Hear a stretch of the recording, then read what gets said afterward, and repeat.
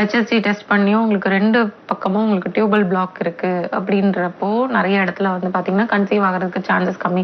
அவங்களுக்கும் sperm count கம்மியாக இருக்கிறதுனால அமைதியாக இருப்பாங்க. இப்போ சப்போஸ் ஒன் சைடு அவங்களுக்கு நார்மலாக இருந்தது அப்படின்னா கண்டிப்பாக போட்டு ப்ரெஷர் பண்ண ஆரம்பிச்சிருவாங்க.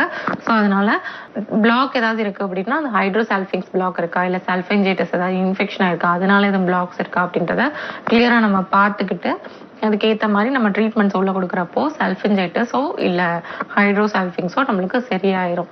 அது வந்து சதையடைப்பு நம்மளுக்கு எப்படி நம்மளுக்கு இந்த இடத்துல எல்லாம் நம்மளுக்கு வந்து அப்நார்மலாக நம்மளுக்கு கட்டிகள் கரையுது பார்த்தீங்களா, அதே மாதிரி நம்மளுக்கு அந்த ஃபலோப்பியன் டியூபுக்குள்ள இருக்கக்கூடிய பிளாக்கும் நம்மளுக்கு கிளியர் ஆகும்.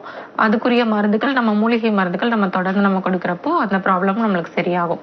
அதே மாதிரி இந்த மாதிரி ப்ராப்ளம் இருக்கவங்க எல்லாத்துக்குமே வந்து யூட்ரஸ்ல வந்து சுற்றி பிளட் சர்க்குலேஷன் நல்லா சரியா இல்லாத காரணத்தினால தான் இப்படிலாம் இருக்கு.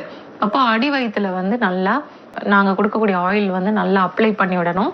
அதை அப்ளை பண்ணுறப்போ பார்த்தீங்கன்னா நல்லா உங்களுக்கு பிளட் சர்க்குலேஷன் நல்லா யூட்ரஸை சுற்றி இருக்கக்கூடிய பிளட் சர்க்குலேஷன் நல்லா இன்க்ரீஸ் ஆகும். மசில்ஸ் கொஞ்சம் அந்த இடத்துலலாம் அப்படியே லேசாக கொஞ்சம் நல்லா ஃப்ரீ ஆக ஆரம்பிக்கும். நிறைய பேத்துக்கு பார்த்துக்கிட்டிங்கன்னா அடிவயிறு ரொம்ப பெருசாக இருக்கிறதுனால 2 மடிப்பு 3 மடிப்பு உட்கார்ந்தாங்கன்னா அப்படி இருக்கும் அடிவயிறு. அது மாதிரி இருக்கவங்களுக்குலாம் பார்த்தீங்கன்னா இந்த மாதிரி இன்ஃபர்டிலிட்டி இஷ்யூஸ் வந்து இருக்கதா செய்யும்.